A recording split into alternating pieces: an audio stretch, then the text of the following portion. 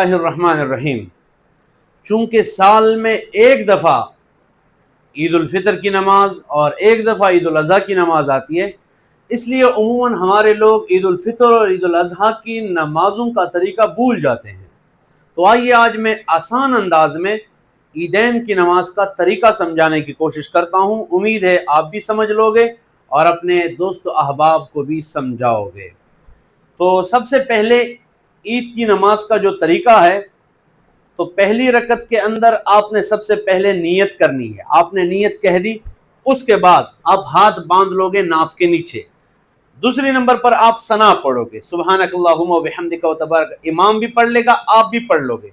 اس کے بعد تکبیرات زوائد ہیں، آپ نے ثنا مکمل کر دی ولا الہ غیرک تک، اس کے بعد امام کہہ لے گا اللہ اکبر، آپ نے بھی تکبیر کہنی ہے اور ہاتھ نیچے جو ہے وہ لٹکا دینے ہیں، آپ نے ہاتھ باندھنے نہیں ہیں۔ یہ ایک تکبیر اللہ اکبر، دوسری تکبیر اللہ اکبر، تیسری تکبیر کے بعد آپ ہاتھ جو ہے وہ دوبارہ ناف کے نیچے باندھ لو گے۔ یہ تین تکبیرات ہو گئی۔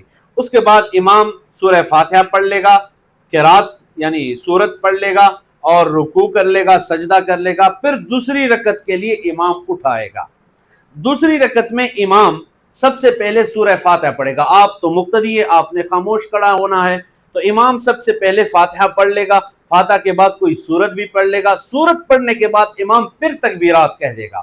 آپ نے امام کے پیچھے فاتحہ اور سورت دونوں سنی، امام نے اب سورت مکمل کرنے کے بعد اللہ اکبر تکبیر کہی، ایک تکبیر آپ نے ہاتھ نیچے لٹکانے ہیں، اللہ اکبر، دوسری تکبیر اللہ اکبر، تیسری تکبیر اللہ اکبر، چوتھی تکبیر پر آپ رکوع میں جائیں گے۔ تکبیرات زوائد تین کہنے کے بعد چوتھی تکبیر پر آپ رکوع میں جائیں گے، پھر سجدہ ہوگا اور پھر قاعدہ ہوگا، پھر سلام پھیر دی جائے گی اور نماز کے اختتام پر امام جو ہے وہ خطبہ پڑھے گا۔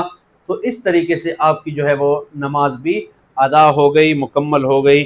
اللہ پاک ہمیں عمل کرنے کی توفیق